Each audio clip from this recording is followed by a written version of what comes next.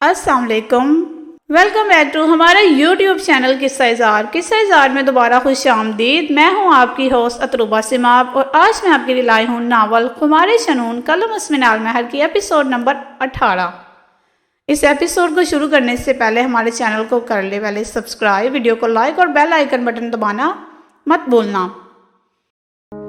پچھلی ایپیسوڈز تھی یزدان اور میرو کی اسپیشل ایپیسوڈ، جس میں ہم نے یزدان اور میرو کی بے پناہ محبت، جو کہ ہم ناول کے سٹارٹ سے ہی دیکھتے آئے ہیں، دیکھ رہے ہیں اور ریڈ بھی کیا ہے، لیکن ماضی میں ان کی شادی طے ہونے کے بعد ان کا نکاح کیوں نہیں ہوا، یہ جاننے کے لیے ہمیں ریڈ کرنا پڑے گا ناول۔ سو اب ہم چلتے ہیں جلدی سے ناول کی طرف۔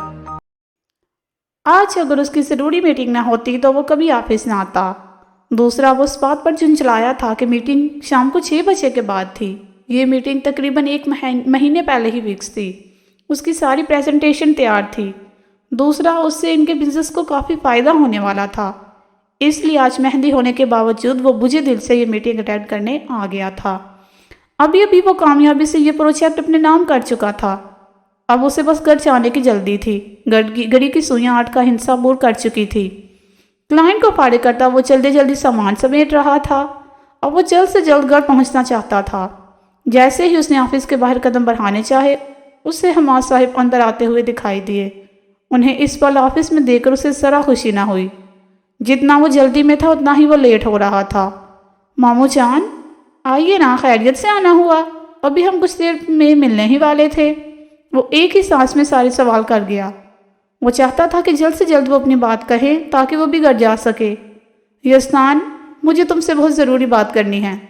اگر بات زیادہ ضروری نہ ہوتی تو کبھی نہ آتا۔ وہ سنجیدگی سے اس کے چہرے کے تاثرات جانچتے ہوئے بولے۔ انہیں اس کا یہ انداز ذرا پسند نہ آیا تھا، جس پر ان کے ماتھے پر بلوں کا جل بچا۔ جی ماموں جان، بولیے نا، وہ اپنے انداز پر کچھ شرمندگی سا محسوس کرتا مسکراتا ہوا بولا۔ یزدان، مجھے عائشہ بہت عزیز تھی۔ میں نے اسے چھوٹی بہن کم بلکہ بیٹی بن کر زیادہ پالا تھا، وہ آپ دیدہ ہوتے ہوئے بولے۔ یزدان کی آنکھیں بھی ان کے ذکر پر لال ہوئی۔ وہ کہاں انہیں بھول سکتا تھا، مگر ان 2 سالوں میں وہ رب کی رضا سمجھ کر قبول کر چکا تھا۔ ماموں جان، ماما کو جب بھی یاد کرے مسکرا کر کریں۔ آپ کو روتا دیکھ کر ان کی روح کو بھی تکلیف ہوگی۔ وہ خود کو سنبھالتے ہوئے انہیں دیکھ کر گویا ہوا۔ تم نہیں سمجھ سکتے، کیونکہ ابھی تم ان حقیقتوں سے انجان ہو جو تمہاری ماں کی طرف کا باعث تھی۔ انہوں نے ٹھیک موقع پر تیر کے نشانے پر مارا تھا۔ کیا کہنا چاہتے ہیں ماموں؟ ماما کس بات کی پریشان تھی؟ وہ بات ماں کی تکلیف کا سن کر تڑپ اٹھا تھا۔ اس کی سوالی آنکھیں ان کے چہرے پر ٹکی تھی۔ بہت دنوں سے میں فیصلہ نہیں کر پا رہا کہ تمہیں یہ حقیقت بتاؤں یا نہ۔ میں نہیں چاہتا تمہاری زندگی میں کوئی طوفان آئے۔ میں تمہیں ہمیشہ خوش دیکھنا چاہتا ہوں۔ اپنی بات پر یزدان کے چہرے پر پھیلی بے چینی وہ بخوبی نوٹ کر چکے تھے۔ کیا بات ہے ماموں جان؟ کھل کر کہیں، کیا کہنا چاہتے ہیں؟ اب کی بار وہ سنجیدہ لہجے میں گویا ہوا۔ عائشہ اور میں نے بچپن سے ہی بہت سختیاں دیکھی ہیں۔ ہمارا باپ اچھا انسان نہیں تھا، اس لیے ہماری ماں کے مرتے ہی ہماری خالہ ہمیں اپنے ساتھ لے آئی، کیونکہ ہمارے باپ نے ہمیں رکھنے سے انکار کر دیا تھا۔ ہماری خالہ کی 2 بیٹیاں تھیں، ماہنور اور شیری۔ شیری کا رشتہ کافی ٹائم سے تمہارے باپ شہیر کے ساتھ پکا تھا، مگر عین شادی والے روز وہ شادی سے انکار کر کے اپنے عاشق کے ساتھ بھاگ گئی۔ ایسے میں تمہاری ماں نے سب کی عزت کو سنبھالا، اس گھر کو اتنے سال دیے، مگر ان کو کیا ملا بدلے میں؟ بے وفائی۔ عائشہ اب تک اس حقیقت سے انجان تھی کہ تمہارے باپ نے دوسری شادی کر رکھی ہے۔ یہی صدمہ اور بے وفائی تو وہ برداشت نہیں کر پائی۔ وہ جھوٹے آنسو بہاتے یزدان کا سرخ چہرہ دیکھ رہے تھے۔ لفظ دوسری شادی یزدان کے دل میں پھانس کی طرح چبھا تھا۔ جب شیری کے اس عاشق نے اس سے شادی کرنے سے انکار کر دیا تو وہ واپس آ گئی۔ جب وہ لٹی پٹی واپس آئی، سب نے ہی انہیں جلد ہی معاف کر دیا۔ پھر یہیں سے تمہاری ماں کی بربادی کا آغاز ہوا۔ تم جانتے ہو ان کی شادی کس کی ضد اور اصرار پر تمہارے باپ سے ہوئی ہے؟ وہ یزدان کی طرف دیکھتے تجسس پھیلانے والے انداز میں بولے۔ تمہاری اس پیاری ماہنور چچی نے۔ اس نے خود کو مارنے کی دھمکی دی، گھر چھوڑنے کی دھمکی دی، تو سب پل میں مان گئے۔ آخر تمہارے دادا جان کی لاڈلی بھتیجی تھی، کیسے نہ مانتے۔ تمہاری ماں نور چچی کو صرف اتنی تک بہن کی تکلیف نظر آئی، یہ کبھی نہ سوچا کہ عائشہ بھی ان کی بہن جیسی ہے۔ وہ بات مکمل کرتے 2 پل ٹھہرے۔ تمہاری ماں کو کچھ وقت پہلے ہی تمہارے باپ کی بے وفائی کا پتہ چلا تھا، وہ گمسم ہو کر رہ گئی تھی۔ جس دن اسے حقیقت پتہ چلی تھی وہ میرے گلے لگ کر بہت روئی تھی، یہاں تک کہ ان کا ایک بیٹا بھی ہے، احان افندی، اس کے تاثرات بھی نوٹ کر رہے تھے، جو ان کی باتوں پر خطرناک حد تک سنجیدہ ہو گئے تھے۔ انہیں اپنا تیر بالکل نشانے پر لگتا نظر آیا۔ وہ اپنی بے عزتی کا بدلہ اچھے سے ان لوگوں سے لینا چاہتے تھے، یہاں تک کہ تمہارا باپ اس عورت کو گھر لانا چاہتا تھا، اور شیری کی ڈیمانڈ تھی کہ وہ تمہاری ماں کو چھوڑ دے، تبھی وہ ان کے ساتھ گھر آئے گی۔ وہ ایک سوتن کے ساتھ گزارا نہیں کر سکتی تھی۔ وہ انہیں کوئی پچھتاوا ہی نہیں تھا کہ وہ ایک عورت کی زندگی برباد کر چکی ہیں، اور تم جانتے ہو شہیر عائشہ کو طلاق دینے کے لیے راضی بھی ہو گیا تھا۔ عائشہ کو اپنی عمر بھر کی ریاست سایہ ہوتی نظر آئی۔ تمہارے باپ کی یہی بے وفائی ان کی ابدی موت کا سبب بنی، اور تم اسی عورت کی بیٹی کی جولی خوشیوں سے بڑھ رہے ہو جو کہیں نہ کہیں تمہاری ماں کی بربادی کا سبب بنی۔ ان کا اشارہ ماں نور کی طرف تھا، جس کے اصرار پر ہی سب نے شیری کو معاف کرتے شہید سے ان کا نکاح کروا دیا۔ وہ اپنی مکاری کا جال بہت اچھے سے بچا چکے تھے، اب دیکھنا یہ تھا کہ تباہی کہاں تک جانی تھی۔ حقیقت جاننا تمہارا حق تھا، اب آگے تم جو بھی فیصلہ کرو مجھے کوئی بھی اعتراض نہیں، یہ تمہاری زندگی ہے جس پر تمہارا حق ہے، تم چاہو جیسا بھی فیصلہ کرو۔ تمہاری ماں تمہاری شادی وردہ سے کروانا چاہتی تھی، مگر تمہاری پسند کے آگے خاموش ہو گئی۔ وہ اپنی بات کہتے اس کا کندھا تھپ تھپاتے کیبن سے نکلتے چلے گئے۔ یزدان بے تحاشا غصے سے چیخ اٹھا، ٹیبل پر ساری چیزیں وہ غصے سے لڑ چکا تھا۔ اس کی ماں اتنی تکلیفیں برداشت کرتی رہی اور وہ سب حقیقتوں سے انجان اپنی خوشیوں میں مگن تھا۔ اسے یقین نہیں آ رہا تھا کہ اس کے گھر والے اتنے بے حس ہو چکے تھے کہ ان کی بے حسی سے ان کی ماں کی جان چلی گئی اور ان لوگوں کو کوئی فرق ہی نہیں پڑا۔ وہ بے حد غصے میں اپنے کیبن سے نکلتا گھر کی جانب بڑھا۔ اوہ سو سیڈ، دوستو یہ تو بہت برا ہوا، لیکن یہاں یزدان صرف بات کا ایک رخ دیکھ رہا ہے، ابھی اپنے گھر والوں کی طرف سے وہ بات کا دوسرا رخ نہیں جانتا، اور یہاں ہی یزدان غلطی کرے گا۔ تو چلے دیکھتے ہیں یہ غلطی اس کے لیے کیسی ثابت ہوتی ہے۔ تو دوبارہ چلتے ہیں ناول کی طرف۔ میرو نے آئینے کے سامنے بیٹھے اپنی تیاری ملاحظہ کی۔ ابھی کچھ دیر قبل بیوٹیشن اسے تیار کر کے گئی تھی۔ ملٹی کلر کی خوبصورت سے لہنگے اور گرین کلر کی کرتی میں ملبوس آج اس کی چھب ہی نرالی تھی۔ آنکھیں رات کی قربت اور پیار بڑی سرگوشیاں یاد کرتی چمک رہی تھی۔ چہرے پر شرمیلی سی مسکان تھی۔ یقیناً آج اسے سجا دجا دیکھ یزدان اپنے ہوش کھونے والا تھا۔ ہلکے پھلکے میک اپ میں سجی وہ دیکھنے والوں کی آنکھ کو خیرہ کر رہی تھی۔ ماں نور بیگم آ کر کئی بار اس کی نظر اتار چکی تھی۔ وہ لگ ہی اتنی پیاری رہی تھی، انہیں ڈر تھا کہ کہیں کسی کی نظر نہ لگ جائے۔ نشوہ تیار ہوتی اس کے کمرے میں آئی تھی۔ وہ خود بھی لہنگا چولی میں ملبوس بے تحاشا حسین لگ رہی تھی۔ اس نے جیسے ہی کمرے میں قدم رکھا میرو کو خیالوں میں کھوئے ہنستے ہوئے پایا۔ ماشاءاللہ میرو، بہت پیاری لگ رہی ہو۔ اسے دیکھتے اس کے قریب ہی آ کر بیٹھ گئی۔ اس کی آواز پر میرو چونک کر اس کی طرف متوجہ ہوئی۔ اکیلے اکیلے کیا سوچ کر شرمایا جا رہا ہے، ذرا ہم بھی تو سنیں۔ وہ تھوڑی دیر پہلے والی اس کی مسکراہٹ پر چوٹ کرتی ہوئی بولی۔ کچھ بھی تو نہیں، میرو بوکھلاتی ہوئی بولی۔ ویسے آپ بڑی چالاک ہیں، بڑی ہوشیاری سے لڑکیوں کو کمرے سے نکالا تاکہ یزدان بھائی کا دیدار آسانی سے ہو سکے۔ ویسے یزدان بھائی کل رات آپ کو لے کر کہاں گئے تھے؟ وہ آنکھیں چھوٹے کرتے سے گھورتی ہوئی بولی۔ میرو اس کی بات پر ہڑبڑا گئی تھی۔ ان کے حساب سے انہیں کل رات کوئی بھی دیکھ نہیں پایا تھا، مگر وہ غلط تھے۔ یہ آفت کی پرکالا سے کون بچ پایا تھا؟ ہم کہیں بھی نہیں، وہ لاپرواہی سے کندھے اچکاتی ہوئی بولی۔ ہائے میری معصوم میرو، اگر کل میں نے بذات خود ان گنہگار آنکھوں سے نہ دیکھا ہوتا تو ضرور تمہاری بات پر یقین کر لیتی۔ وہ اسے جتا چکی تھی کہ وہ ان لوگوں کو دیکھ چکی ہے۔ تمہیں اپنی زندگی میں سکون نہیں جو دوسروں کی جاسوسیاں کرتی پھر رہی ہو؟ میرو تیکھے انداز میں اسے گھورتی اس کی ایک بازو پر تھپڑ رسید کر چکی تھی۔ نشوا نے ڈرنے کی ایکٹنگ کرتے بازو سہلائی، لیکن وہ باز پھر بھی نہ آئی تھی۔ ویسے یزدان بھائی رومانٹک بہت ہے نا؟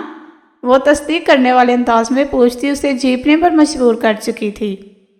میرو اس کی باتوں پر اسے ٹھیک کے گھور بھی نہ سکی۔ نشوا، یزدان بہت اچھے ہیں، وہ چیمپی چیمپی اسے دیکھ کر بولی۔ ہائے، تم شرماتی ہوئی کتنی پیاری لگتی ہو۔ یزدان بھائی یوں ہی نہیں تم پہ جان نثار کرتے، وہ چھیڑنے والے انداز میں اسے سر جھکانے پر مجبور کر گئی۔ آج کا سارا انتظام بھی میری شال میں کیا گیا تھا، اس لیے سارے مہمان جا چکے تھے۔ گھر میں اس وقت گھر کے ہی لوگ موجود تھے جو بس یزدان کے آتے ہی نکلنے والے تھے۔ وہ بے حد غصے میں آفس سے نکلتا کار میں آ کر بیٹھا۔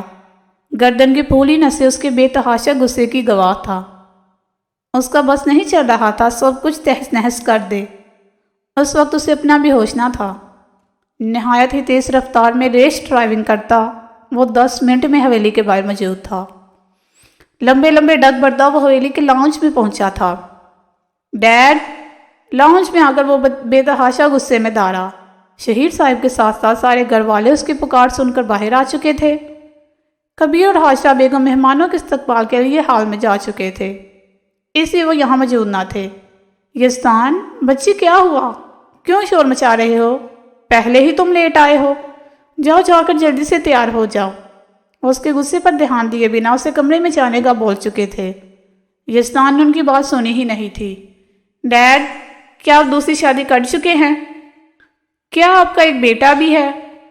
گھر کے سب بڑوں کو گویا سونپ سونپ گیا، سارے اپنی جگہ جمے رہ گئے۔ وہ ادھر ادھر کی باتیں کرنے کی بجائے ڈائریکٹ پوائنٹ کی بات پر آیا۔ یزدان بچے کیا ہوا ہے؟ اب ان سب معاملوں کو بعد کے لیے رکھو، مہمان انتظار کر رہے ہوں گے، اس معاملے پر آ کر بات کریں گے۔ دادا جان معاملے کی نزاکت کو سمجھتے ہوئے خود نزدیک آئے تھے۔ بات تو ہوگی اور ابھی ہوگی، مجھے میرے سارے سوالوں کے جواب چاہیے۔ وہ ایک نظر دادا جان پر ڈالتا باپ پر نظر ٹکا گیا۔ آپ نے میری ماں کو دھوکہ دیا، دوسری شادی کی؟ کیوں مجھے وجہ جاننی ہے؟ وہ تقریباً دھاڑتا ہوا بولا۔ اس کی آواز آہستہ آہستہ بلند ہوتی جا رہی تھی۔ میرو اس کا جارحانہ انداز دیکھ کر کچھ گھبرا سی گئی تھی۔ ابھی کل تو دیکھا تھا اسے اتنے پیارے انداز میں، وہ پور سچی کھڑی تھی، مگر اس نے ایک نظر بھی اس پر ڈالنا گوارا نہیں کیا تھا۔ مجھے جواب چاہیے، آپ لوگ کیوں کچھ نہیں بول رہے؟ کیوں میرا سب آزما رہے ہیں؟ وہ اپنی سرخ آنکھوں کو میچتا ہوا بولا۔ ہاں، میں نے دوسری شادی کی ہے، مگر وہ حالات ایسے تھے کہ مجھے یہ قدم اٹھانا پڑا۔ وہ اسے سمجھانے والے انداز میں بولے۔ بیٹے کا یہ ٹوٹا بکھرا انداز انہیں خود تکلیف میں مبتلا کر رہا تھا۔ جیسے بھی حالات تھے، آپ کی ہمت کیسے ہوئی یہ سب کرنے کی؟ اس نے غصے سے سائڈ ٹیبل پر پڑا گلدان اٹھا کر دیوار پر دے مارا۔ چچی، آپ سے تو مجھے یہ امید نہیں تھی، آپ ایک عورت ہو کر ایک عورت کی تکلیف نہیں سمجھ سکی۔ سمجھتی بھی کیسے، مقابل آپ کی بہن تھی، اپنی بہن کی خوشیوں کی خاطر میری ماں کی زندگی اجاڑ دی۔ وہ اپنی سرخ آنکھیں مانور پر ڈال کر بولا۔ مانور اس کے انداز پر تڑپ اٹھی تھی۔ یزدان ایسا نہیں ہے میری جان، وہ روتی ہوئی اسے دیکھ کر بولی۔ دادا جان، آپ ان سب کو منع کرنے کے بجائے ان کے آگے ہار مان گئے، کیونکہ مانور چچی آپ کی بھتیجی تھی اس لیے، اور میری ماں شاید آپ کی کچھ نہیں لگتی تھی۔ آپ سب میری ماں کی موت کے ذمہ دار ہیں۔ اس کی آنکھوں کے کنارے بھیگ رہے تھے، مگر وہ آنسوں کو باہر آنے کی اجازت نہیں دے سکتا تھا۔ اس تکلیف کا مداوع ہی نہیں تھا کہ اس کے اپنوں نے اس کو یہ دکھ دیا تھا۔ یہ تکلیف اس کی برداشت سے باہر تھی۔ جب آپ لوگ میری ماں کو خوش نہیں رکھ پائے تو میری کیا اوقات ہے؟ جہاں میری ماں کے لیے جگہ نہیں تھی وہاں میں بھی رہنا گوارا نہیں کروں گا۔ آج کے بعد میرا آپ لوگوں سے کوئی رشتہ نہیں۔ وہ سب پر قہر بئی نظریں ڈال کر پلٹا تھا۔ میرو اس کی تکلیف خود پر محسوس کر رہی تھی۔ جو بھی تھا وہ کہیں نہ کہیں حق بجانب تھا۔ حالات چاہے جو بھی ہو، ایک بیٹے کے لیے ماں کی تکلیف اذیت کا باعث تھی۔ وہ اسے حویلی سے باہر جاتا دیکھ تڑپی تھی۔ میرو کو لگا اگر وہ چلا گیا تو اس کی خوشیاں سے روٹھ جائیں گی، وہ اسے جانے ہی دے گی، ہرگز نہیں، نہ ہی اپنی زندگی سے، نہ ہی حویلی سے۔ یزدان، وہ سیڑھیاں اترتی دوڑتی ہوئی اس کے راستے میں حائل ہوئی۔ اس کا اتنا جانحانہ انداز پہلی بار دیکھا تھا۔ وہ تو اس کا محبت لوٹانے والا یزدان تھا۔ میں آپ کو جانے نہیں دوں گی، آپ مجھے چھوڑ کر نہیں جا سکتے، اس کے سینے سے لگتی سسکتی ہوئی بولی۔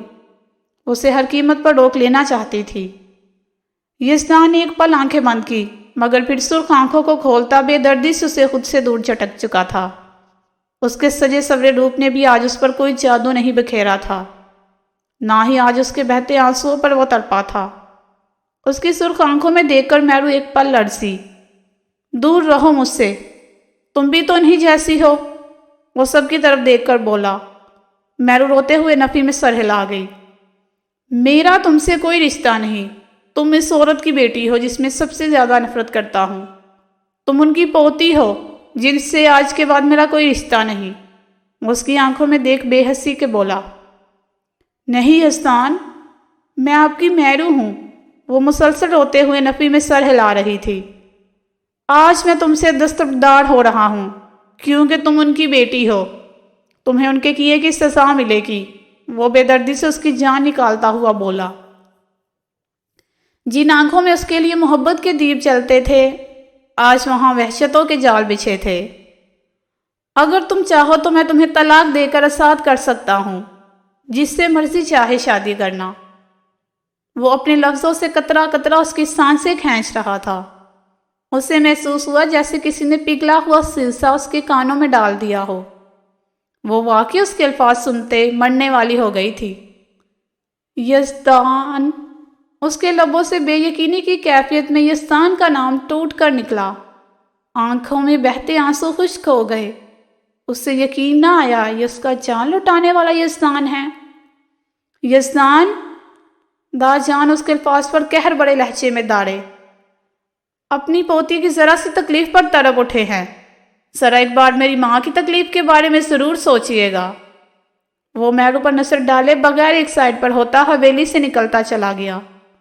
پیچھے میرو کو پتھر کا کر چکا تھا۔ اس نے خالی خالی نظروں سے سب پر نظر ڈالی اور اپنے بکھرے وجود کو گھسیٹتے اپنے کمرے کی طرف بڑھ گئی۔ کمرے میں آ کر اس نے دروازہ بند کیا۔ خالی کمرے میں اسے وحشت سی ہونے لگی۔ اس نے گہرے گہرے سانس لیے۔ اپنا شدید نقصان یاد کرتے ہوئے وہ زمین پر بکھرتی چلی گئی۔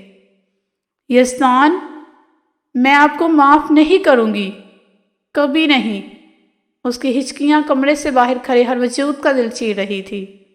اگر وہ داجان، شہیر، یہاں تک کہ ماں نور سے بھی ناراض ہوتا تو اس کو حق بجانب سمجھتی، مگر وہ اسے کس چیز کی سزا دے کر گیا تھا؟ اس نے ایک ایک چیز نوچ کر دور پھینکی تھی۔ رفتہ رفتہ اس کی ہچکیوں میں اضافہ ہوتا چلا گیا اور وہ پوری رات اس کی سسکیوں، اس کی تکلیف کی گواہ تھی۔ وہ شدت سے یہاں وہاں ٹہلتے کسی کے فون کالز کا انتظار کر رہے تھے۔ جب سے وہ یزدان کو حقیقت بتا کر آئے تھے، اسے افندیوں کی بربادی کی خبر کا شدت سے انتظار تھا، مگر فون کال پر جو خبر ان کو سننے کو ملی وہ ان کے اشتعال میں اضافے کا سبب بنی۔ انہیں یزدان سے ایسی بے وقوفی کی امید نہیں تھی۔ وہ ماہنور کی بیٹی کو طلاق دینے کی بجائے خود یہ ملک چھوڑ کر جا رہا تھا۔ انہیں لگا تھا کہ وہ میرو کو طلاق دے کر ان کے پاس آئے گا تو اسے ورگلا کر افندیوں سے اپنا حصہ مانگنے کا کہیں گے اور اسے مجبور کر کے اس کی شادی وردہ سے کروائیں گے، مگر سب کچھ الٹ ہو گیا تھا ان کی سوچ کے برعکس۔ وہ بے حس تھے، انہیں کسی کی فکر نہ تھی، نہ ہی عائشہ کی نہ یزدان کی۔ انہیں بس افندیوں کی بربادی چاہیے تھی اور ان کی دولت۔ انہیں لگا ان کا یزدان کو حقیقت بتانا بھی رائے گاہ چلا گیا ہے، کیونکہ وہ لوگوں کو سزا دینے کی بجائے یہ عیش و عشرت کی زندگی چھوڑ کر خود دربدری کی ٹھوکریں کھانے نکل گیا تھا۔ جی فرینڈز، آج کے ایپیسوڈ کے لیے اپنی رائے لازمی دیجیے گا۔ آج کے ایپیسوڈ کے بعد ہمارے بہت سے پوائنٹس پہ جو کنفیوژن تھی وہ کلیئر ہو چکی، اور یہ تھی ماسی کی کہانی کہ کیسے یزدان کی محبت اپنی میرو کے لیے بدلی بے رخی میں یعنی نفرت میں۔